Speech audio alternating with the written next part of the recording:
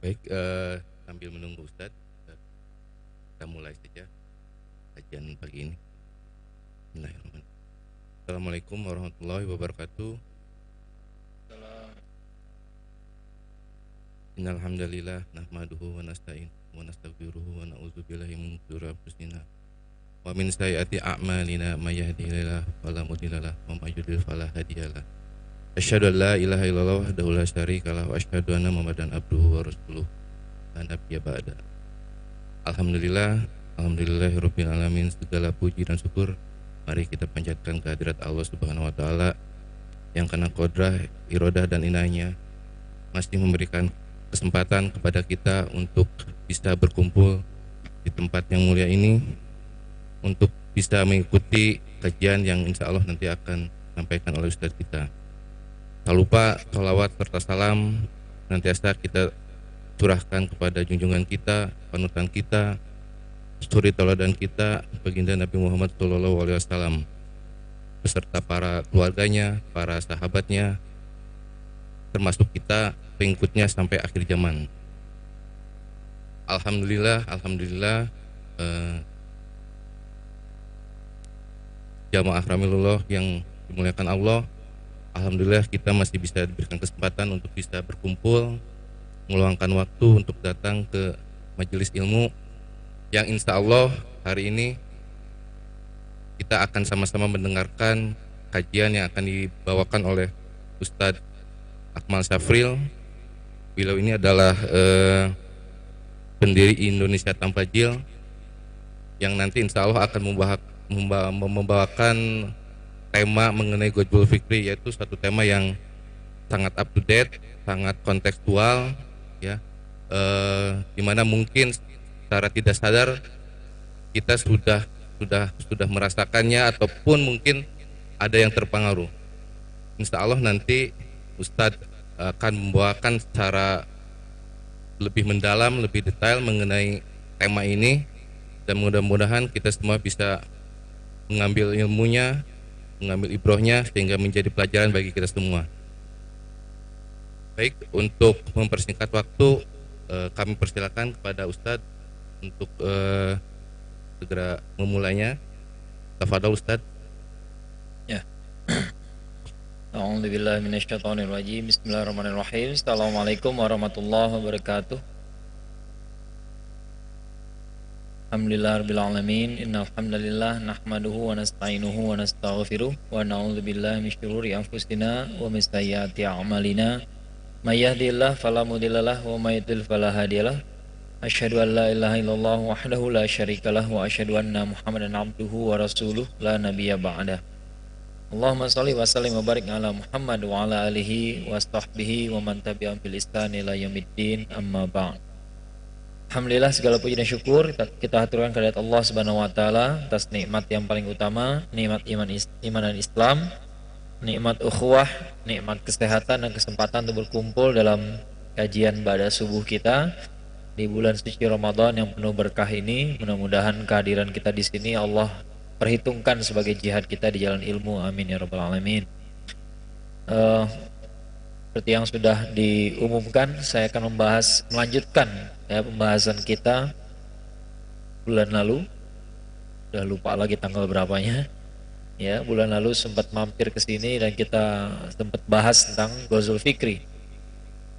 Bulan lalu saya membahas tentang masalah hakikatnya Ghazwul Fikri. Jadi supaya kita nggak salah paham lagi Ghazwul Fikri itu seperti apa.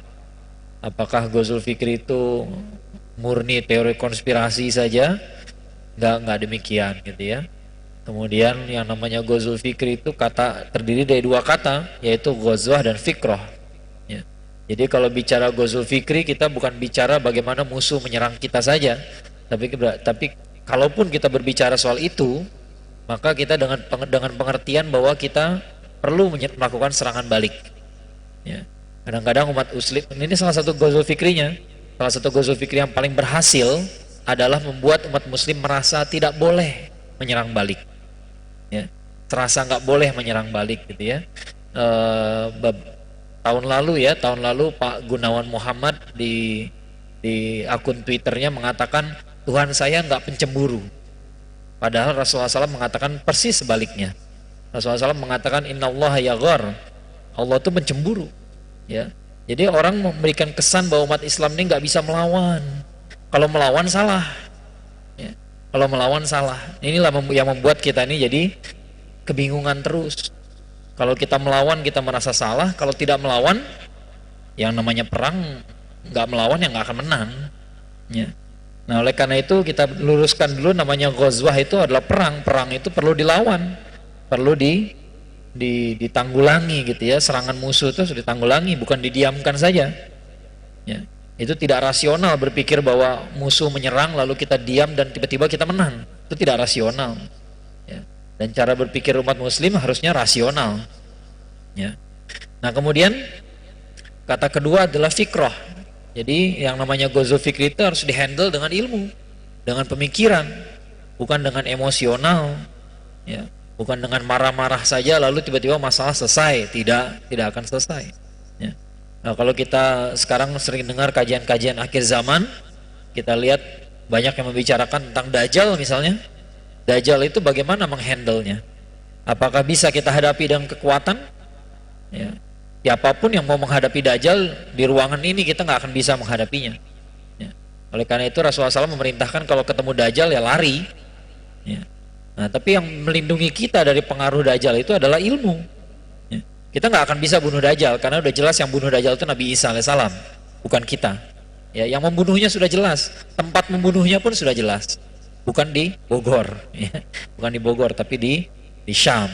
Ya, santai-santai aja orang Bogor gitu ya. Tapi kalau kita ketemu dengan yang seperti itu, yang melindungi kita adalah ilmu. Kenapa? Misalnya kalau kita lihat deskripsi Dajjal seperti apa sih? Ya, Dajjal itu bisa membunuh orang, lalu orangnya dihidupkan lagi. Ya. Kalau cara berpikir kita berbasis pada keajaiban, wah ini ajaib nih, berarti dia benar. Nah kalau yang kayak gitu, kira-kira bakal jadi pengikut Dajjal. Apa ada orang kayak gitu? Banyak. Ya, kemarin jangankan fitnah Dajjal ya, fitnah Dimas Kanjeng Taat pribadi aja ada cendekiawan muslim yang percaya. Hanya berbasis pada keajaiban. Kan dia punya karomah, bisa ngeluarin uang dari belakang, dari punggungnya. Kalau pemikiran kita berbasis pada keajaiban, Dajjal itu sangat ajaib nanti.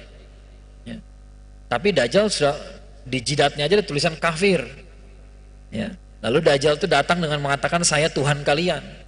Ya. Kalau pikiran kita nggak jernih, kita bakal jadi pengikut dia. Ya. Maka di akhir zaman ini yang kita butuhkan sebenarnya adalah ilmu. Kalau nggak ada ilmu, kita bisa jadi bisa terbawa dengan pemikiran yang salah. Ya. Tapi kita nggak ngomongin Dajjal sekarang. Ini sekedar cerita nanti kalau worst case scenario-nya gitu ya. Kalau benar kita berada di akhir zaman benar gitu, ya banyak orang berpikir kalau ketemu Dajjal saya mau ngapain? Oh saya bawa pedang. Ya, nggak bakal menang juga. Tapi yang melindungi kita dari Dajjal itu adalah ilmu kita. Ya. Kalau kita percaya sama keajaiban saja, bisa jadi kita jadi pengikut dia. Dajjal itu bisa bunuh orang hidup kembali. Bumi yang sudah kering bisa hidup lagi, subur lagi sama dia. Ya. Tapi dia mengatakan dirinya Tuhan. Ya. Nah, kalau kita punya akal yang waras gitu ya, kalau ada orang ngaku Tuhan, kita pasti tahu dia salah. Ya. Tapi kalau kita cara berpikirnya hanya yang penting ajaib, nah, kemungkinan besar bakal jadi pengikut Dajjal. Ya. Itu dahsyatnya fitnah Dajjal gitu ya. Nah jadi bahkan bicara Dajjal pun ujung-ujungnya ghazwa fikri juga sebenarnya. Ya. Sebenarnya ghazwa fikri juga. Nah, saya akan melanjutkan pembahasan saya. Tempo hari kita udah saya sharing sebentar ya. Tempo hari kita membahas masalah hakikat dari ghazwa fikri. Ya. Dan saya mengutip Al-Baqarah ayat 120 yang sangat terkenal. Saya rasa kita semua udah sangat familiar dengan bagian awalnya ya. A'udzubillahi minasyaitonirrajim. Bismillahirrahmanirrahim. Walan tardu ankal yahud walan nasara hatta tattabi'a millatahum. Ya. Tidak akan ridho kepada kamu Yahudi dan Nasrani sampai kamu mengikuti langkah-langkah mereka. Jadi bakal ridho apa enggak? Kadang-kadang orang mengatakan, oh enggak akan ridho. Karena kalimatnya tidak akan ridho, tapi kan tidak akan ridho sampai, ya berarti kecuali, ya artinya apa? Artinya bisa juga mereka ridho sama kita. Kapan? Kalau kita ngikuti mereka, ngikuti cara berpikirnya. Ya. Dan itulah sebabnya terjadi Ghazo Fikri, terjadi serangan pemikiran supaya mereka tuh pengen kita berpikir seperti mereka. Ya, ketika di Eropa tuh terjadi lomba-lomba karikatur Nabi, mereka bikin lomba karikatur Nabi gitu ya. Ketika umat Muslim marah-marah, argumen mereka adalah kami udah biasa bercanda dengan Tuhan di sini. Kenapa kalian marah-marah? Kalau kita cari karikatur Yesus di Eropa banyak banget. Ya, kalau kita lihat film-film parodi, film-film pendek yang ngebecandain Yesus banyak banget di sana. Makanya mereka heran, kenapa umat Islam nih baru nabinya saja udah sensi gitu. Nah mereka tuh pengen kita seperti mereka, nggak usah tersinggung. Ya, Nabi dihina santai-santai aja. Ya, Nabi dihina santai saja. Ya, kalau ada maksiat tenang-tenang saja. Ada yang pernah bilang kalau iman kita kuat, nah gitu ya. Kalau iman kita kuat, kita nggak akan merasa resah lihat ada joget dangdut yang seronok misalnya. Ya. Padahal definisi atau penjelasan dalam hadis Rasulullah SAW sebaliknya. Ya, kalau lihat kemungkaran, cegah dengan tangan. Kalau nggak bisa, cegah dengan lisan. Kalau nggak bisa, tolak dengan hati. Yang terakhir itu ad'aful iman, selama-lamanya iman. Jadi yang mencegah dengan tangan itu yang imannya paling kuat, bukan yang iman yang paling lemah. Ya. Sekarang ada orang memaksakan definisi iman pada kita. Kita dipaksa percaya bahwa kalau imannya kuat maka nggak marah. Kalau imannya kuat maka nggak akan cemburu, nggak akan bangkit girohnya. Giroh itu cemburu. Ya. Kalau orang beriman, kalau imannya kuat itu nggak bakal marah-marah. Enggak. Ya. Orang yang imannya kuat itu tahu kapan harus marah. Ya. Kalau nggak pernah cemburu, apa namanya? Dalam agama kita disebutnya laki-laki yang nggak pernah cemburu itu dayuth. Dan laki-laki dayuth itu justru ancamannya dahsyat ya. Nggak akan mencium bau surga. Nauzubillah min dzalik. Ya. Orang yang nggak tahu marah, nggak tahu kapan harus tersinggung, itu justru nggak bagus. Ya. Allah dan Rasulnya malah pencemburu. Tiba-tiba umat Muslim ada yang mengatakan dirinya tidak cemburu sama sekali, tidak marah Tuhan dihina, tidak marah agamanya dihina. Salah konteks. Ya. Saya sering mengajukan pertanyaan kepada teman-teman gitu ya. Pernah nggak Nabi mendoakan azab bagi orang lain? Rata-rata menjawab tidak. Padahal iya banget. Ya. Dulu ada orang yang menulis piagam pemboikotan kepada Rasulullah SAW ketika di Mekah, itu didoakan dapat azab oleh Rasulullah SAW, tangannya lumpuh. Mantan menantunya sendiri, Utbah tuh anaknya Abu Lahab. Jadi Abu Lahab itu sama Rasulullah SAW dulu dekat sekali. Saking dekatnya, dua anak laki-laki Abu Lahab menikah dengan dua anak perempuannya Rasulullah SAW. Tapi begitu Rasulullah SAW menjadi nabi, begitu beliau berdakwah, disuruh ceraikan kedua putri Rasulullah SAW. Ya. Utbah dan Utaibah namanya. Nah si Utbah itu suatu hari pernah megang kerah baju Rasulullah SAW, diludahin Rasulullah SAW. Ya. Tapi qadarullah ludahnya nggak kena. Ya. Tapi Rasulullah SAW mendoakan mudah-mudahan kamu mati diterkam. Dan beneran dia mati diterkam singa di Syam. Ya. Abu Jahal, Umayyah bin Khalaf itu semua dilaknat oleh Rasulullah SAW di depan Ka'bah dengan suara keras sehingga semua orang bisa dengar. Kenapa? Karena emang udah keterlaluan. Ya nggak semua orang diperlakukan seperti itu. Ya. Tapi tidak semua orang juga perlu dimaafkan. Ada yang memang keterlaluan. Ya. Nah tiba-tiba kita kalau bicara sirah nabawiyah semuanya berhenti di Taif. Ini bagian dari Ghazo Fikri juga. Semuanya berhenti di Taif. Tuh lihat Rasulullah SAW disakiti di Taif, beliau memaafkan. Wajar karena Taif itu baru didakwahin berapa hari? Rasulullah SAW itu perjalanan plus berdakwahnya itu 10 hari totalnya. Dari Mekah ke Taif. Ya, total perjalanan, dakwahnya nggak nyampe 10 hari. Ya, kalau dakwah 10 hari ditolak, ya maafkan saja. Ya, jelas dimaafkan. Tapi Abu Jahal nggak dimaafkan. Kenapa? Karena Abu Jahal udah keterlaluan. Ya, ada orang-orang yang keterlaluan yang memang harus kita lawan. Dan sekarang kita didoktrin untuk tidak pernah melawan. Itulah dahsyatnya Ghazo Fikri. Ya. Karena kita merasa nggak boleh melawan, akhirnya nggak ada perlawanan. Kalau melawan malu-malu juga. Ya. Dan kalau melawan kadang-kadang jadinya emosional, bukan pakai pemikiran yang tajam gitu ya. Nah, pada hari ini saya ingin bahas 3 modus dalam Ghazwa Fikri. 3 modus itu sesuatu yang sering muncul ya, sesuatu yang sering digunakan, ya, alat yang sering digunakan. Ini kemarin kita udah bahas tentang Ghazwa, tentang fikrah, tentang contoh-contoh pernyataan. Ini kalau dari statement-statement aja gitu ya. Ya. Nah, sekarang kita bahas modusnya. Yang pertama modusnya adalah media massa. Ya. Nah, kalau kita lihat foto ini foto peristiwa 9/11 ya.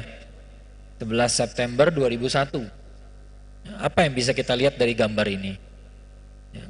Kebanyakan orang melihat video yang dipercepat. Bagaimana menara kembar WTC itu ditabrak oleh pesawat, kemudian runtuh. Ditabrak, runtuh. Padahal kalau kita lihat fotonya, ternyata menara kedua ditabrak, menara pertama masih berdiri. Ya. Artinya ada jarak yang panjang sekali antara ditabrak sama jatuh, sama runtuh. Ya. Itu jaraknya panjang sekali. Itu penyebabnya kenapa banyak pemadam kebakaran, para medis, polisi jadi korban. Kenapa? Karena nggak langsung runtuh. Kalau langsung runtuh mereka selamat. Masalahnya nggak runtuh. Ya, ketika tidak runtuh, maka mereka berusaha mengeluarkan korban. Tiba-tiba runtuh. Nah, itu penyebabnya banyak para medis jadi korban. Pentingnya di mana sih yang kayak begini? Pentingnya adalah karena secara engineering itu nggak masuk akal. Ya. Ini terjadi persis waktu saya lagi kuliah. Saya kuliah S1 teknik sipil. Waktu itu pertanyaan kami simpel aja. Apa mungkin gedung berkonstruksi baja runtuhnya kayak begitu, rapi ke bawah?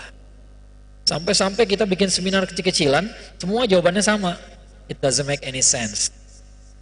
Tapi media bilang pokoknya masuk akal. Nah, itu makanya modusnya nomor 1 adalah media massa. Media massa tuh bisa membuat yang tidak masuk akal jadi masuk akal. Ya. Ini tuh secara engineering nggak mungkin, tidak mungkin. Ya. Mau dibilang runtuhnya gara-gara pesawat, nggak mungkin. Kenapa nggak mungkin? Jarak antara ditabrak sama runtuh tuh jauh sekali, setengah jam lebih. Ya, lama sekali. Ditabrak, dar, dia nggak ada apa-apa, stabil aja. Tiba-tiba runtuh. Coba lihat rekamannya. Ya, runtuhnya tuh kayak kerupuk gitu. Rrrr, gitu. Ya. Itu nggak masuk akal. Ya.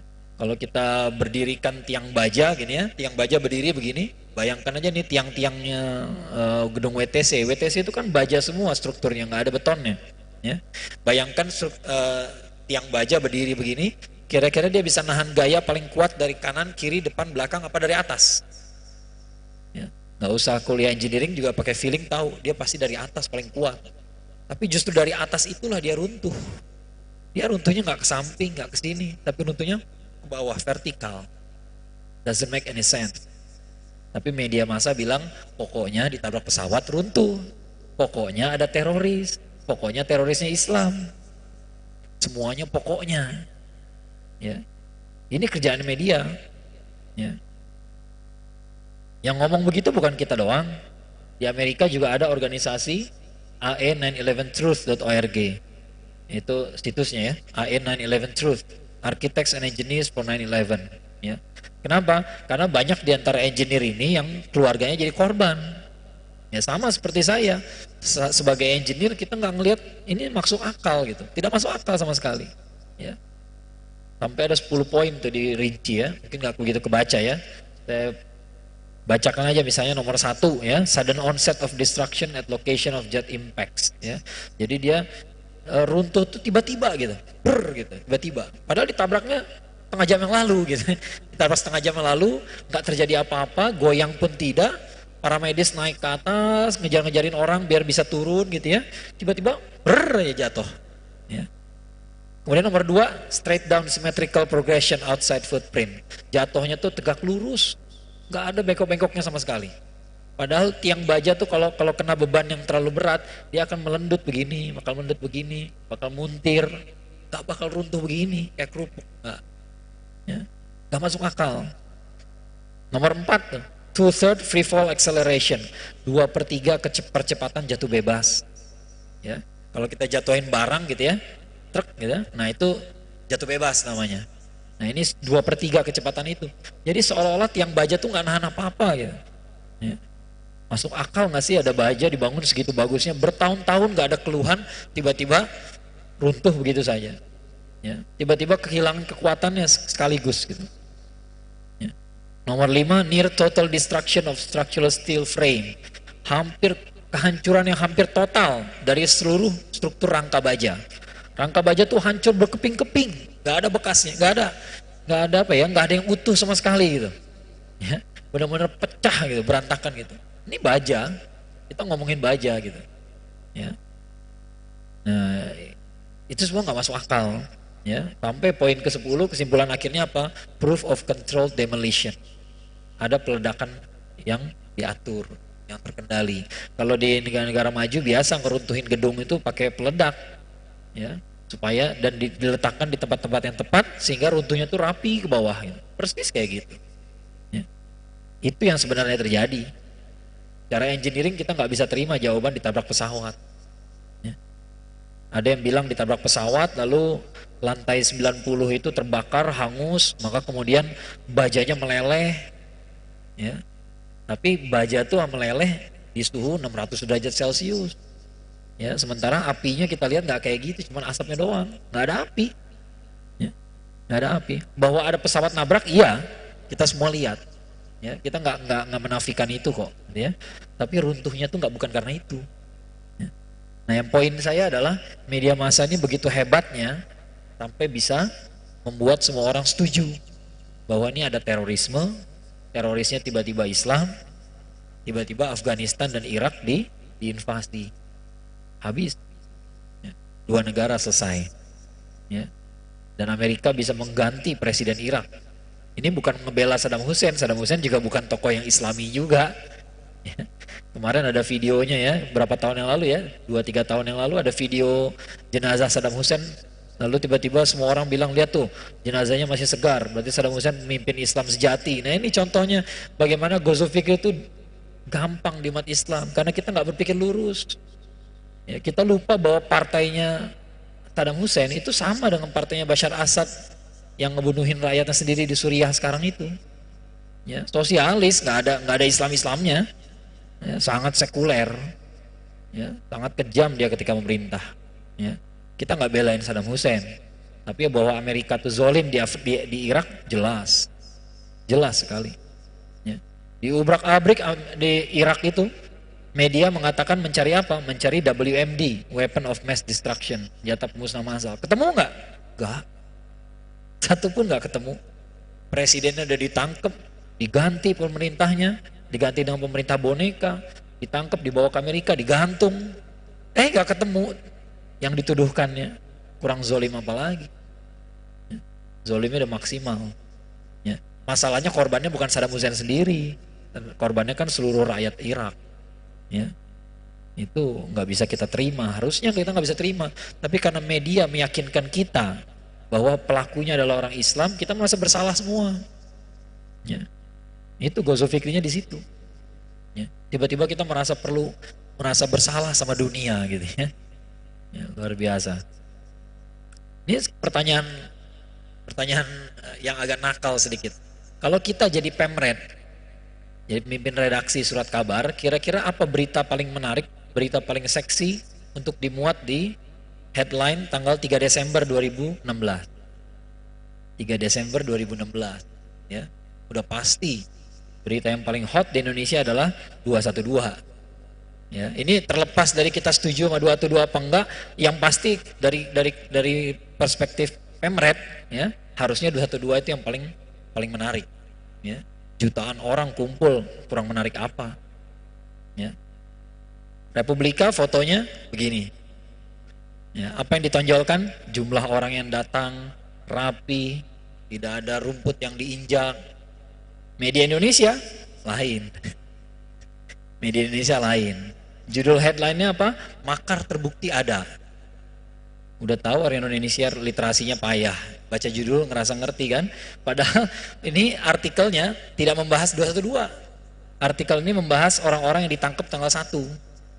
Tanggal 1 itu ada beberapa orang ditangkap, Tri Bintang Pamungkas dan beberapa tokoh-tokoh lain gitu ya, dengan tuduhan makar.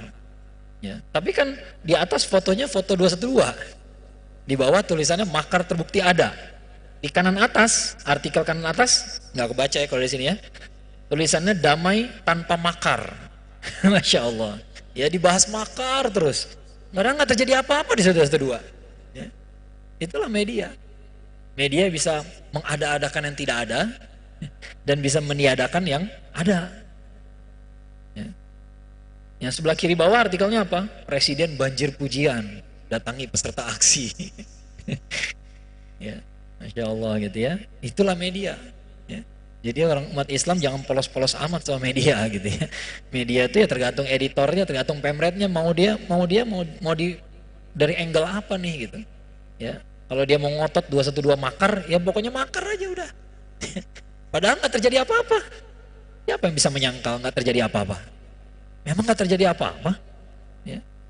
Ya. Keterlaluan kalau ada yang bilang itu ada apa kelompok radikal gitu ya. Sampai sekarang tuh label radikal tuh masih nempel gitu. Ya. Padahal nggak terjadi apa-apa gitu. Saya pernah bikin status ya, saya tulis di Twitter dan di Facebook gitu ya. Saya bilang 20 anak SMA aja, 20 anak SMA yang nyebelin gitu ya, bisa bikin tawuran. Ini jutaan orang kumpul nggak terjadi apa-apa, masih juga dibilang radikal gitu ya. Dahsyat gitu ya. Padahal 20 anak SMA aja bisa berantem loh kalau mau. Ya, ini jutaan orang kumpul nggak ada apa-apa, tetap aja labelnya makar. That's media. Itulah media. Ya. Hebatnya media apa? Dia menjangkau semua orang. Kayak tadi peristiwa 9/11 tadi ya. Kebetulan saya ngerti. Karena kebetulan saya kuliahnya di bidang itu. Orang lain nggak ngerti salah nggak salah juga. Ya wajar gitu ya. Wajar. Dalam berita-berita lain, misalnya berita ekonomi misalnya, saya nggak tahu apa-apa soal ekonomi. Bisa jadi saya ketipu. Ya. Nah media itu bicara tentang segala hal. Sementara pembacanya tidak mengetahui segala hal, tidak menguasai segala bidang. Ya. Jadi yang tidak menguasai ekonomi bisa dikibulin sama berita ekonomi. Nah gitu ya. Yang tidak mengerti teknik sipil bisa ketipu sama berita yang tadi. Gitu. Yang nggak hadir di Jakarta bisa ketipu baca berita kayak begini. Yang orang dari jauh gitu ya. Ya bisa dia punya pandangan sendiri. Oh iya ini makar, gitu ya. Nggak terjadi apa-apa. Ya. Itulah media. Simple aja. Ya, kita lihat dari headline saja pilihannya beda. Beda media, beda kosakata, beda pilihan foto. Ya. Modus yang kedua pendidikan. Ini yang ngeri juga nih. Ini yang terjadi di UIN Sunan Ampel Surabaya 2014 kalau nggak salah. Iya benar ya. Orientasi mahasiswa barunya. Lihat temanya Tuhan membusuk. Ya. Tuhan membusuk. Begitu diprotes, kenapa judulnya Tuhan membusuk? Oh maksud saya bukan Tuhan, maksud kami itu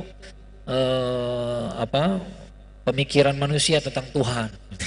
Ya itulah yang membusuk gitu.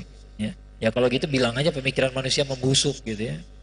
Ya nggak bakal ada yang protes. Yang ada orang malah simpati. Wah ini menggugat kebusukan cara berpikir manusia. Kan cakep ya. Tapi nggak ada, dia pilihan katanya tuh luar biasa gitu. Tuhan membusuk. Tuhan yang mana? Tuhan yang di kepala manusia. Emang di kepala manusia ada Tuhan? Ya, ada pemikiran tentang Tuhan. Ya. Ini kampus UIN. Ya. Apa yang terjadi di kampus-kampus UIN? Ya kayak begini-beginilah. Ya kayak begini-begini. Ini bukan suatu hal yang aneh. Ya. Dan Tuhan membusuk ini pun bukan insiden yang paling berbahaya dari UIN Surabaya dulu. Ya. Hanya saja kata mahasiswa-mahasiswa sana yang lapor ke saya.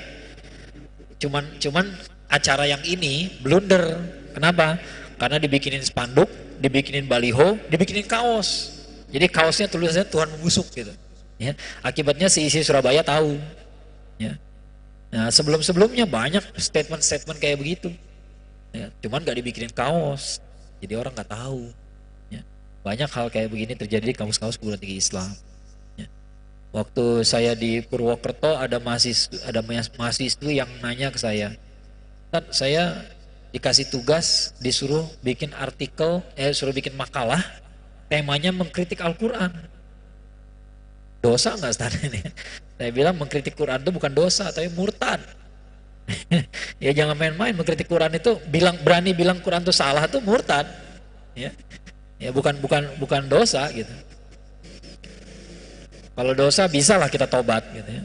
Ya kalau murtad ya mulai dari nol lagi. Itu pun kalau mau syahadat ulang gitu ya. Mengerikan sekali. Kenapa dosen bisa nyuruh kayak begitu? Ya. Karena itulah yang terjadi di dunia pendidikan. Dunia pendidikan sebenarnya tidak netral, ya, tidak netral. Ya. Kenapa kayak begini? Kenapa orang disuruh mengkritisi Al-Quran? Ya simpelnya sih, sederhananya, karena dosennya menganggap mahasiswa yang kritis adalah yang berani kritis sama Quran. Sesimpel itu aja. Ya. Itu kan definisi dia sendiri. Ya. Kalau nggak berani kritis sama Quran berarti tidak kritis. Ya itu kan cara dia sendiri. Ya. Dan ini yang terjadi tahun 2019. Iya 2019 ya. Iya benar tuh ada tanggalnya tuh. Ya, di UIN Jogja. Tiba-tiba ada orang lulus jadi doktor dari jurusan katanya Fakultas Usuluddin kayaknya ya. Membuat teori di mana dia menghalalkan zina. Ya. Kita baca aja wawancaranya. Di sini sekali lagi nggak kebaca ya, saya bacain ya. Ini wawancara, ini potongan wawancaranya nih ya. Ini dimuat di Republika, ya, di Republika online ya. Oke, sekarang kita langsung ke tema ya Pak. Apa yang melatari penulisan disertasi Anda? Ya, itu pertanyaan dari wawancaranya. Ya, apa yang melatari penulisan disertasi Anda? Disertasinya tentang bagaimana zina itu bisa dihalalkan. Ya, kata dia begini. Kegelisahan saya melihat betapa mengerikannya sanksi yang diterima akibat hubungan seksual non marital. Mereka dikriminalisasi, diarak, dipermalukan. Hubungan seksual marital atau non marital, ya marital atau non marital luarnya, itu adalah hak asasi manusia. Wong cuma sekedar suka sama suka, ini pembelengguan atas akses seksual warga. Luar biasa gitu ya. Tujuan penulisan untuk menyediakan ruang hukum bagi para pelaku hubungan seksual non marital. Ya, kan nggak ada yang dirugikan, saling ridho. Ya. Sumber dari dampak mengerikan itu menurut asumsi saya adalah karena hubungan seksual non marital itu dianggap ilegal. Nah, saya berusaha menemukan teori untuk mematahkan asumsi tadi, supaya praktek itu bukanlah kejahatan, supaya dianggap sah. Tujuan lainnya untuk menghilangkan wacana perbudakan sama sekali. Mungkin paragraf terakhir aja kita baca gitu ya. Menurut asumsi saya, karena hubungan zina, sebut aja zina gitu ya, panjang bener nih, seksual non marital. Hubungan zina itu dianggap ilegal, ya. Maka akibatnya jadi mengerikan. Maka saya berusaha menemukan teori untuk mematahkan asumsi tadi, supaya praktek itu bukan suatu kejahatan. Kedengeran nggak cacatnya di mana? Cacatnya adalah dia siapkan dulu kesimpulannya. Kesimpulannya adalah zina harus legal, tidak ilegal lagi. Maka dicarikan teorinya. Sebenarnya ini disertasi gagal banget. Disertasi sudah gagal. Ya, di dunia akademis nggak bisa kayak begitu, ya, nggak bisa tiba. Lagian masalah yang dia kemukakan apa? Masalah yang dikemukakan adalah orang berzina tuh diarak, dipermalukan, ya, ada proses main hakim sendiri. Itu masalahnya. Masalahnya dalam main hakim sendiri, bukan lantas kemudian zinanya dihalalkan. Ya, jangankan zina, nyuri sendal juga ada yang dibakar hidup-hidup, ya. Tapi yang harus dikecam itu bakar hidup-hidupnya. Main hakim sendirinya, bukan mencuri sendalnya jadi boleh, ya. Jadi loncatan logikanya tuh luar biasa. Dan ini lulus S3, jadi dokter, ya. Besok-besok dia muncul di sini, jangan di sini gitu ya. Ya, muncul di sini dengan gelar doktor lulusan UIN Jogja. Dan orang nggak akan nanya disertasinya soal apa. Orang udah lupa lagi kan. Ya, pokoknya dia lulus. Ya. Walaupun kita bisa lihat sendiri, nggak pantas lulus sebenarnya. Ini ngeri kecelakaan ilmu di Indonesia ini kayak begini. Orang yang nggak layak jadi dokter didoktorkan. Ya. Masalahnya dokter itu sangat tinggi sekali. Orang kalau udah bawa gelar dokter udah takut orang. Ya. Padahal ternyata dokter di Indonesia banyak yang kayak begini juga. Ya. Ya. Kesimpulannya dulu dia buat, dicarikan teorinya. Teorinya maksa pula. Jadi teorinya begini, dalam Islam kan kita boleh menyetubuhi budak perempuan, kan dibolehkan, ya. Nah dia bilang sekarang nggak ada budak lagi, maka sekarang kita ubah supaya kontekstual dengan zaman sekarang. Maka sekarang bukan hanya budak yang boleh digauli, siapa? Babysitter, pegawai. Ya, kita aja udah ketawa ketawa prihatin dengernya gitu. Tapi yang begini dokter ya. Kalau dia ngomong barangkali kita wibawanya jatuh gitu. Ya. Siapa lu gitu ya? Lu dokter bukan? Nah, kalah kita. Ya. Jadi banyak orang di Indonesia bergelar dokter begini. Ya, banyak. Ya. Ini baru ketahuan satu. Dan saya lagi kuliah S3 juga sekarang, lagi kuliah S3 ya. Yang saya tahu namanya S3, baru daftar saja kita ditanya mau bikin penelitian apa. Penelitian kita tuh nggak pernah lepas dari pengawasan para dosen. Semua dosen tuh pasti diskusi. Oh si itu mau penelitian soal itu, ya cocoknya sama dibimbing sama si itu, gitu ya. Sampai akhirnya dapat promotor, sampai dapat co-promotor, sampai lulus, ya. Kayak saya di satu angkatan cuma 6 orang, ya nggak bakal lolos dari radar gitu istilahnya gitu ya. Ini tiba-tiba udah lulus, lalu dosen-dosen pengujinya cuci tangan semua. Dosen pengujinya bilang, oh iya saya udah bilang disertasi dia sangat bermasalah. Wah gitu ya. Alah kalau bermasalah kenapa nggak di stop dari dulu? Ya. Disertasi itu nggak kayak skripsi. Ya kalau mahasiswa S1 sih pabalatak jumlahnya banyak gitu ya. Dosen nggak pada hafal. Kadang-kadang dosen sama si mahasiswa yang dibimbingnya pun nggak hafal. Tapi ke S3 nggak kayak begitu. Ya.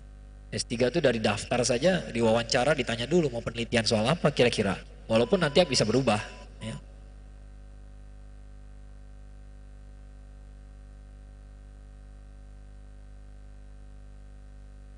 Ya, kita lanjutkan sedikit lagi. Terakhir, modus yang terakhir yaitu hiburan.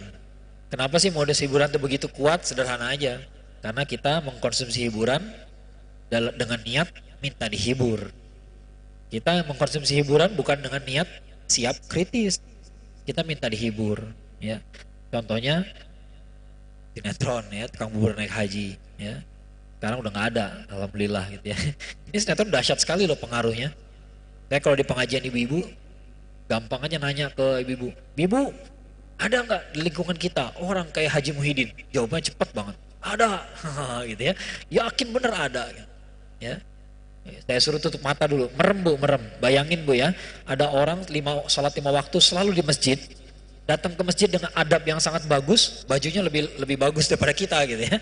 Bajunya sangat lengkap lah gitu ya. Dia nggak pakai baju yang dia pakai di rumah gitu ke masjid ya. Ya, adabnya bagus sekali. 5 waktu selalu di masjid, tapi setiap hari dia gibah, riya, hasad, dengki, fitnah, semuanya ada. Semua penyakit hati itu ada di dia gitu ya. Ada nggak orang kayak gitu bu? Sampai kebayang wajahnya, sampai kesebut namanya. Coba ada nggak? Ya nggak ada Ustaz. Emang nggak ada. Ya. Sinetron itu bisa bikin kita lupa bahwa realitanya nggak kayak begini. Ya. Apa sih efek dari sinetron kayak begini? Orang jadi berpikir bahwa oh dari ibadahnya bagus tapi akhlaknya jelek, buat apa? Padahal yang biasanya akhlaknya jelek itu yang ibadahnya jelek. Itu realita. Ya. Tapi kita lupa bahwa sama realita itu karena ada sinetronnya. Kemarin 2019 ada film The Joker. Joker di bioskop ya. Bapak-bapak mungkin nggak nonton, saya juga nggak nonton. Tapi saya menikmati gitu ngelihat anak-anak muda nonton film 2,5 jam doang, 2 jam. Begitu keluar jadi filsuf semua. Oh, orang baik, orang jahat adalah orang baik yang tersakiti. Gara-gara nonton film Joker gitu. Padahal kan lihat aja, look around gitu ya, lihat aja sekitar kita. Emang orang jahat kayak begitu? Emang orang jahat semuanya karena tersakiti? Banyak loh orang tersakiti tapi memilih itu tidak jahat. Banyak, itu pilihan kita. Ya. Banyak juga orang nggak disakiti siapa-siapa tapi dia jahat gitu. Ya. Cuman gara-gara satu film saja, tiba-tiba filosofi hidup orang bisa berubah gitu, bayangin gitu ya. Cara dia memandang orang lain bisa berubah. Ya. Kenapa terjadi kayak begitu? Karena itu hiburan. Orang datang ke bioskop, merasa pengen dihibur. Dia nggak siap berpikir kritis. Itulah dahsyatnya Gus Zulfikri kalau di dunia hiburan. Orang ngerasa nggak ada yang salah, lagi santai. Ya, lihat selebriti pamer kekayaan, pamer harta, sampai saldo diliatin, saldo aja diliatin, ya Allah ada yang kayak begitu ya. Ya, ada yang kayak begitu. Kita kira lucu-lucuan aja, kenapa? Karena emang kayak lucu-lucuan gitu. Ya. Tapi diam-diam nilai itu masuk. Nilai masuk bahwa yang benar itu adalah yang kaya. Tiba-tiba muncul pemikiran Muslim harus kaya. Ya, enggak, ya. Yang mesti itu adalah soleh, bertakwa, itu yang harus. Kaya mah enggak. Ya. Kalau yang diharuskan kayanya, nanti orang berusaha jadi kaya. Dia lupa bahwa dia harus soleh. Ya, iya ada hadisnya. Hadisnya mengatakan bahwa harta yang paling baik adalah harta di tangan orang beriman. Benar. Masalahnya ketika kita kaya, kita masih beriman apa enggak? Jangan-jangan ketika kaya kita kayak Korun. Korun kan begitu. Korun tuh pengen kaya. Padahal dia umatnya Nabi Musa alaihissalam loh. Korun itu bukan orang Mesir. Dia orang Bani Israel. Ya. Suatu hari dia pengen kaya, dia minta didoain ke Nabi Musa alaihissalam. Doain dong biar lancar rezekinya. Jadi doain dah. Jadi kaya. Terus kemana? Ke kubu Firaun. Ya. Itu. Halus gitu. Halus sekali. Ya. Ada orang bilang saya pengen kaya supaya bisa sedekah. Ya. Salah tuh berpikir begitu. Kenapa? Karena orang yang baik itu sedekah walaupun belum kaya. Kita buka aja Quran, kalimatnya tuh wa mimma razaqnahum yunfiqun. Tiap rizki yang kita terima harus ada yang dinafkahkan, diinfakkan. Nggak nunggu kaya. Ya. Maka kalau orang berniat kaya dulu baru sedekah, biasanya terjadi nggak begitu. Biasanya terjadi nggak begitu. Biasanya kaya, sedekahnya enggak. Ya. Ya. Kalau mau benar seperti Usman ya biasakan dari sebelum jadi kaya udah biasa bersedekah. Ya. Nah itu contoh bagaimana pemikiran itu masuk dengan pelan-pelan. Dengan kita melihat selebriti-selebriti pamer kekayaan, anak-anak kita tuh cara berpikirnya beda sekarang. Ya. Mereka nggak pikir manfaat. Ya. Gimana caranya jadi orang bermanfaat? Kalau zaman dulu ditanya mau jadi apa cita-citanya? Jadi dokter. Kenapa? Berjasa bagi banyak orang. Wah, jasa. Nilai dia dapatkan jasa. Sekarang ditanya mau jadi apa? YouTuber. Ya, mau jadi apa sekarang? YouTuber. Mau jadi apa? Gamer. Dia nggak bicara manfaat. Pokoknya YouTube gua bisa dimonetisasi. Nah, jadi duit kan? Kaya, selesai. Ya, nggak bicara manfaat. Ya. Ngeri kita membayangkan kalau kita diam sekarang, kira-kira 20 tahun lagi generasi anak-anak kita seperti apa, ya. Itu yang harus kita waspadai. Mungkin saya cukupkan sampai sini dulu bahasan kita tentang Ghazul Fikri. Saya kembalikan pada moderator. Fadhol.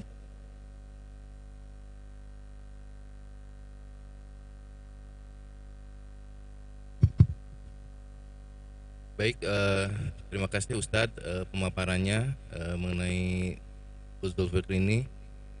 Tadi sudah cukup rinci, cukup jelas apa modus-modus dari ini. Mungkin kalau boleh saya simpulkan ada beberapa hal yang saya catat di sini ya terkait Ghazul Fikri ini. Ada 3 modus dalam Ghazul Fikri, yaitu melalui media massa, di mana kalau kita amati, kita cermati, mungkin ada beberapa media massa yang memanipulasi informasi ya. Kemudian yang kedua adalah melalui jalur pendidikan, di mana melalui institusi ini banyak pemikiran-pemikiran yang sifatnya bertentangan dan bahkan sangat bertolak belakang dengan Al-Quran dan Sunnah. Kemudian yang ketiga melalui hiburan ya. Mungkin yang melalui hiburan ini yang tanpa terasa, tanpa kita sadari ini sering menjadi jebakan bagi kita dan kadangkala kita sendiri mungkin tidak merasa menjadi korban gitu ya. Nah mungkin dengan 3 modus ini kita harapkan semua bisa mengambil pelajarannya, mengambil ibrohnya supaya kita bisa benar-benar melewati atau menangkal virus Ghazul Fikri ini ya. Baik, untuk melengkapi kajian kita mungkin dari Bapak, dari jamaah semua yang hadir, ada yang akan ditanyakan atau ada yang kurang jelas, mumpung ada pakarnya bisa langsung didiskusikan. Silakan.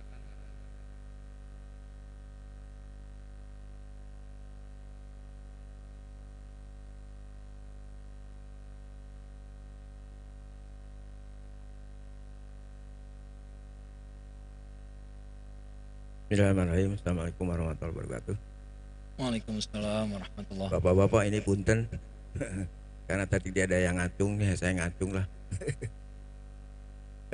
Alhamdulillah dan terima kasih Pak Ustadz, kita sudah diberi pencerahan sesuatu yang penting, karena memang segala sesuatu berangkat dari pikiran.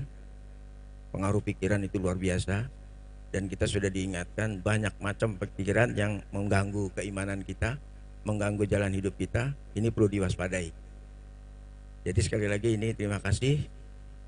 Kita perlu waspada dan waspada. Kalau ada informasi, ada pendapat, ada apa, kita harus kritis, kira-kira gitu. Jangan ditelan mentah-mentah ya Pak ya. Mungkin intinya seperti itu. Hanya ada hal bahwa dalam kehidupan ini kan seperti puzzle. Seperti puzzle Pak, potongan-potongan. Ya. Kalau kita menyadari ini, insya Allah Islam kita akan lebih bagus. Jadi kita tidak emosional, tapi kita juga adil. Artinya kita sadar, ya kan, oh ini bagian. Jadi sudut pandang ini, pribadi maupun kelompok, kita butuhkan. Itu yang pertama. Karena kita tidak sempat untuk berpikir seperti ini. Ya, sibuk dengan urusan yang lain masing-masing. Ini harus kita sadari. Kita terima kasih dan terus Pak, karena ada bagiannya. Yang begini dilawan dengan begini. Yang begitu jangan dengan yang begini, tapi dengan begitu, ya Pak ya. Kira-kira begitu. Jadi kalau misalnya kita hanya berhenti di sini, ya mohon maaf ini. Kalau ada misalnya kekuatan militer, ya kita harus kekuatan militer. Pikiran dengan pikiran, kan gitu. Ekonomi dengan ekonomi. Jadi nggak berhenti saya pikir. Jadi supaya apa ini? Supaya kita tetap saling membutuhkan, saling melengkapi Pak. Ya, jadi bapak-bapak nggak usah khawatir ya kan. Kita sudah dapat masukan, bidangnya masing-masing tetap didalami. Jadi pertempuran kita bukan hanya di sini ya Pak ya, mungkin tapi pertempurannya banyak sekali, kira-kira begitu. Nah saya khawatirnya begini, tadi yang disebut Pak Ustadz, emosi, ilmu kita kurang, kita bukan bidangnya ya kan, semua ditanggapi dengan satu pola saja, kan malah jadi kacau nantinya, kira-kira begitu. Kalau memang ada yang misalnya keras, orang ini keras, ketemu lawan yang keras, maju kamu, jangan yang lembek, kan begitu loh. Kalau ketemu yang lembek, ya kita yang lembek lagi kan, kira-kira begitu, jangan yang keras, kira-kira seperti itu. Ini perlu kita waspadai, bukan apa-apa, karena tujuannya mulia ya kan, jangan sampai nanti tujuan mulia ini menjadi sesuatu yang kita hantam kromo. Kita harus jujur, ilmu kita kurang Pak.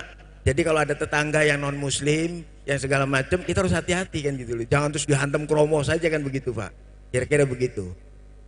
Jadi pola pikir mereka, yo kita juga punya pola pikir kan begitu.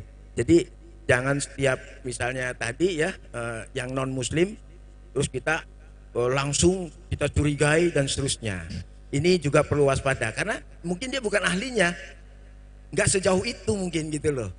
Nah ini agar kehidupan kita sehari-hari juga bisa lebih menampilkan Islam yang lebih bagus kan, kira-kira begitu. Karena tidak semua ahlinya, ketemu ahlinya ya kita nggak bisa apa-apa, ya hadapkan dengan ahlinya lagi, kira-kira begitu. Jadi kita tidak sembarangan karena tujuannya mulia, jangan sampai nanti ujungnya tidak mulia juga. Mohon penjelasan lagi Pak Ustadz kaitannya tadi yang emosional, yang sembarangan itu. Waspada tapi jangan sembarangan, karena prinsip Islam adalah adil, proporsional. Melihat sesuatu itu proporsional. Jadi kita lengkapi, saling melengkapi. Kesadaran itu saya kira yang paling penting. Terima kasih. Wassalamualaikum warahmatullahi wabarakatuh. Waalaikumsalam. Ya, ditanggapin dulu. Dalam sejarah peradaban Islam tuh ada kelompok yang firqah yang dianggap sesat secara akidah, itu bukan gara-gara ibadahnya jelek, tapi karena dia tidak mengerti. Itu yang namanya khawarij. Ya, khawarij itu karena tidak mengerti. Kalau Syiah karena rajin berbohong. Syiah itu terkenal rajin berbohongnya. Kalau khawarij itu nggak pernah bohong.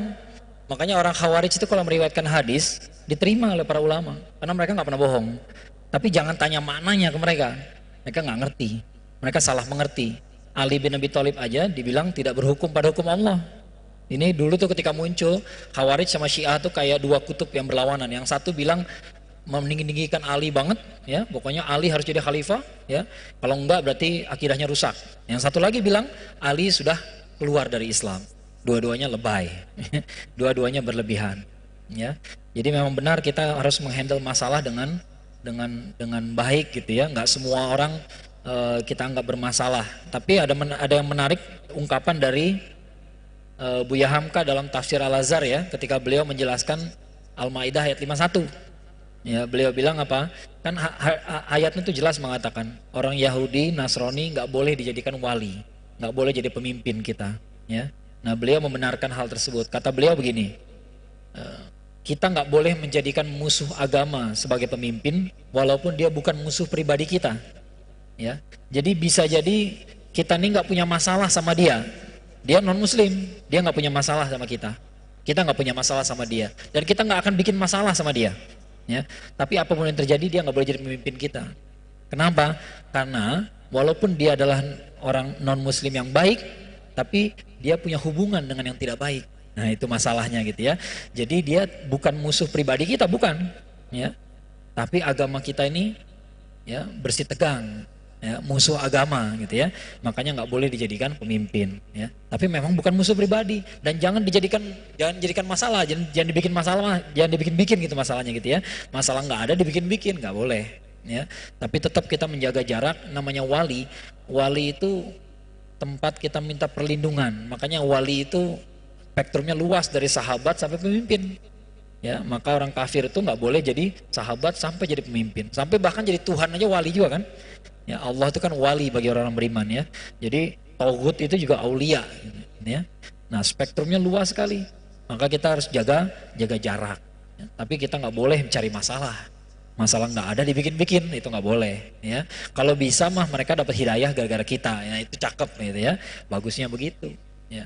Tapi kita nggak boleh di satu sisi kita nggak boleh cari masalah, di sisi lain nggak boleh naif. Ya, jangan naif gitu ya. Kadang-kadang orang jadi naif, lupa siapa yang saudaranya, siapa yang bukan. Nggak boleh begitu ya. Kita harus ingat yang sebaliknya kadang-kadang sama sesama mukmin malah husnuzonnya susah banget gitu. Ya, kadang-kadang sama mukmin tuh malah susah husnuzon. Ada beda sedikit saja musuhan. Padahal sejelek-jeleknya mukmin dia masih saudara kita. Innamal mu'minuna ikhwah itu tanpa syarat loh. Syaratnya cuma satu, dia beriman. Selama dia beriman, masih ahli maksiat, iya. Ya, masih nyebelin, iya. Tapi saudara yang nyebelin, bagaimanapun saudara juga. Ya. Nah kadang-kadang kita lupa batasan ini, ya. Kita lupa, kadang-kadang kita berlebihan. Ya, memang itulah susahnya pas itu susah gitu, ngepas gitu ya. Kadang-kadang kita tergoda untuk berlebihan. Ya. Dulu Usamah bin Zaid itu ditegur sama Rasulullah SAW, ditegur dengan teguran yang sangat keras. Gara-gara apa? Gara-gara membunuh orang di medan perang. Orang tuh mau dibunuh, udah kalah, senjata udah jatuh, tinggal dibacok aja, tiba-tiba dia baca syahadat. Kalau tanya ke akal kita, saya setuju, nih orang cari selamat doang, ya, cari selamat doang. Tapi dalam Islam prosedurnya nggak boleh begitu, ya. Maka kata Rasulullah SAW, sudah kamu belah belum dada dia? Ini bukan harfiah gitu ya. Sudah kamu belah belum dada dia sampai kamu tahu bahwa dia tuh baca syahadat bohong-bohongan doang, yakin bohong-bohongan. Nah, gitu ya. Kita ini harus setia sama prosedur. Ya, nggak boleh bawa-bawa. Bahkan jihad pun tidak dengan emosi, ya, bukan dengan emosi, bukan karena emosi kita nggak memperjuangkan ego kita. Bahkan dalam jihad, ya, kita sekarang nggak bahas jihad, kita bahas Ghazul Fikrinya, baru ngadu pikiran doang nih, ya, belum pakai senjata, ya. Apalagi ngadu pikiran, jelas nggak boleh pakai emosi, ya. Kalau emosi kita nggak usah diajarin, ya. Untuk marah-marah semua orang ngerti caranya, ya. Tapi untuk berpikir jernih, nah itu yang harus dilatih, ya. Benar sekali, memang tidak berlebihan itu sulit sekali, ngepas itu susah, ya. Kadang-kadang kurang, kadang-kadang berlebihan, ya. Nah itulah, ya. Memang agama ini harus didekati dengan ilmu, ya. Padahal Bismillahirrahmanirrahim. Assalamualaikum warahmatullahi wabarakatuh. Waalaikumsalam warahmatullahi wabarakatuh. Ya, izin bertanya Ustaz, berkenaan yang sudah disampaikan, alhamdulillah kita tercerahkan ya berkenaan dengan Ghazwa Fikri itu. Yang menjadi pertanyaan Ustaz yang ada di surah Al-Munafiqun Ustaz. Ayat surah Al-Munafiqun ayat yang keempat itu, wa idza ra'aitahum tu'jibuka ajsamuhum. Jadi ada orang-orang yang ditokohkan gitu Ustaz ya. Jadi ketika kita melihat penampilan mereka itu seolah-olah kita tuh merasa ajib gitu Ustaz dengan penampilan mereka. Kemudian juga dengan perkataan-perkataannya gitu, yang disampaikan itu bisa membuat seolah-olah kita tuh tersihir Ustaz. Padahal yang disampaikannya itu banyak nyelenehnya gitu Ustaz. Bukan hanya dari orang awam biasa, tapi bahkan dari ulama-ulama sendiri Ustaz. Bahkan ada yang ahli tafsirnya, ada ahli fikihnya gitu kan. Tapi ketika kita melihat penampilannya, penampilan luar biasa, berbicaranya fasih luar biasa. Tapi ketika kita melihat fatwa yang diberikan itu bisa menyesatkan gitu. Itu untuk mengantisipasinya itu seperti apa Ustaz? Supaya kita tidak tersihir hanya dengan penampilan, dengan gaya bicara itu Ustaz. Assalamualaikum warahmatullahi wabarakatuh. Waalaikumsalam warahmatullahi wabarakatuh. Ya, untuk masalah kayak ya itulah masalahnya gitu ya. Kadang-kadang ya kayak kalau saya tadi ngebahas masalah doktor. Ya, orang kalau udah bawa gelar doktor, ya saya nggak bicara orang lain, saya pun pernah gitu di dalam sebuah forum diadakan sebuah forum debat antara saya sama guru besar dari Fakultas Usuluddin, guru besar filsafat dari UIN Makassar. Ya, terus terang keringetan, ketakutan, ya tadinya. Begitu dia ngomong, nggak kayak dokter. Nah itu ya. Nah tapi untuk punya ketenangan itu yang repot gitu ya. Kadang-kadang orang lihat wajahnya udah serem, dengar gelarnya profesor dokter udah takut gitu ya. Nah itulah sihirnya di situ. Makanya di sini disadarkan supaya kita semua mengerti bahwa sebenarnya nggak selalu juga. Oh barangkali yang kayak begitu dokter bohong-bohongan, nggak selalu begitu juga. Ya kalau Imam Al-Ghazali mengatakan begini, rakyat itu rusak karena penguasa, penguasa itu rusak karena ulama, dan ulama itu bisa rusak juga. Karena apa? Karena cinta harta dan kedudukan. Jadi bisa jadi orang sudah berilmu, tapi kemudian terkena dengan fitnah dunia. Ya, berubahlah dia. Itulah apa ya uniknya manusia. Manusia itu bisa berubah. Ya, yang dulunya orang soleh bisa rusak, yang dulunya orang rusak bisa soleh. Jadi nggak ada kepastian sebelum dia menghembuskan nafas terakhir, kita nggak tahu persis lah akhir hayatnya seperti apa gitu ya. Nah oleh karena itu kita nih sekali lagi tadi saya kasih contoh Dajjal. Dajjal itu bisa ngidupin orang. Dajjal itu bisa bikin bumi yang kering itu jadi gersang, jadi subur. Ya. Nah, kalau kita lemah akal kita akan merasa ini kayaknya bener nih. Kalau dia nggak bener, mana bisa dia punya keajaiban kayak begitu? Ya, mana bisa gitu.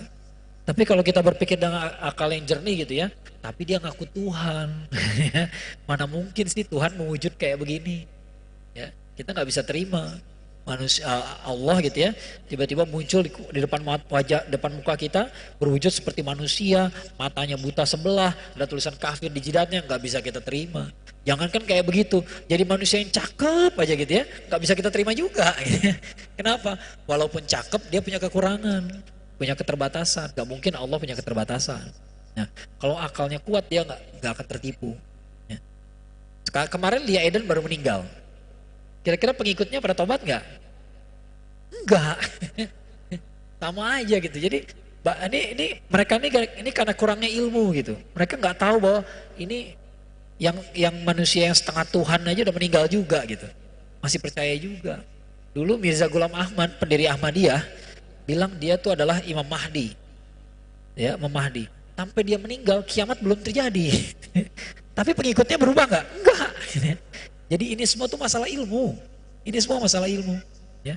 Ada yang ikut N11, pecahannya N11 tuh yang jadi Gavatar itu kan. Gavatar itu kan mereka hijrah ke Kalimantan. Dulu mereka bilang apa? Kita nggak sholat 5 waktu ya. Kenapa? Karena masih fase Mekah, fase Makiyah. Sekarang udah hijrah ke Kalimantan, sholat nggak? Nggak juga. Ya.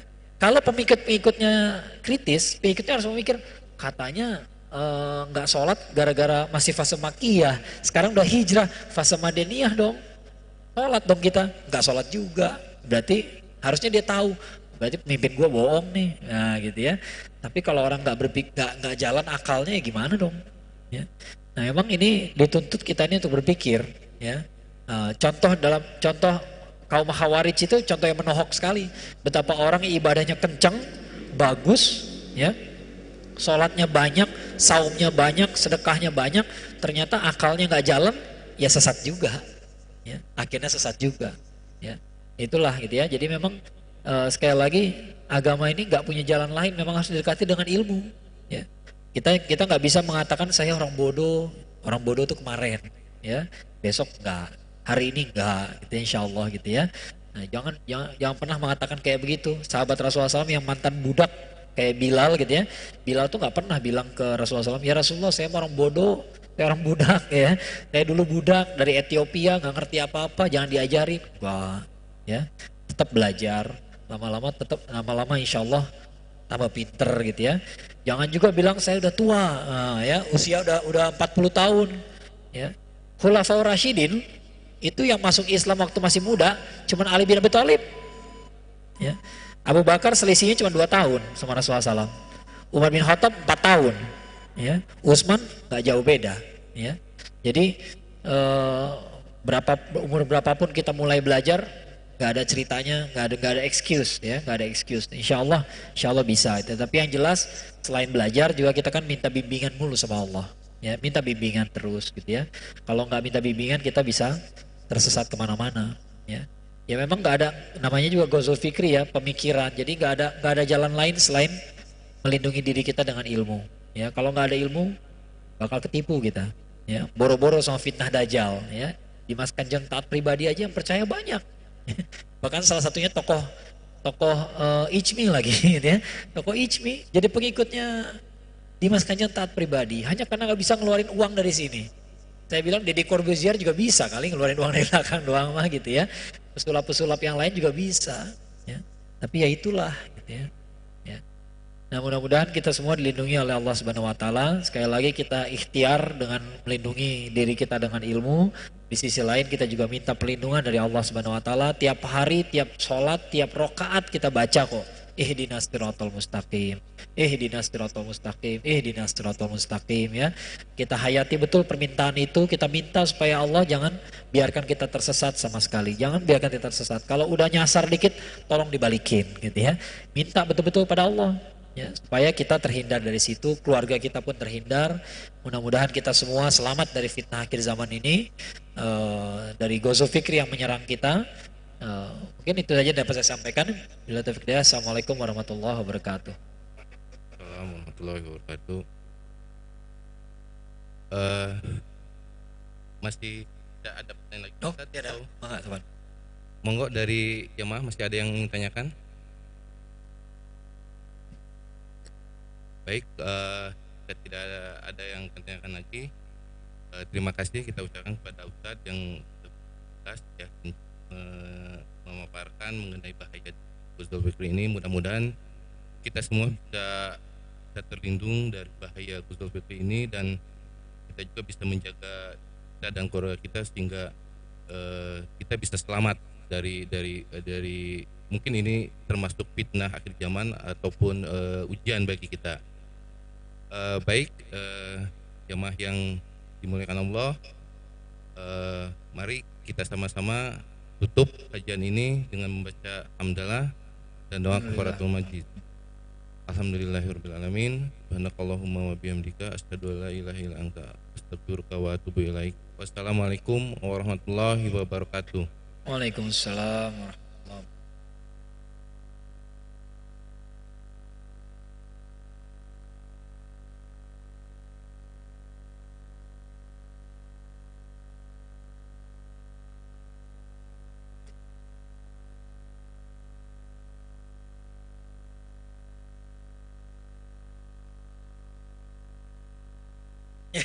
Ya jauh Pak.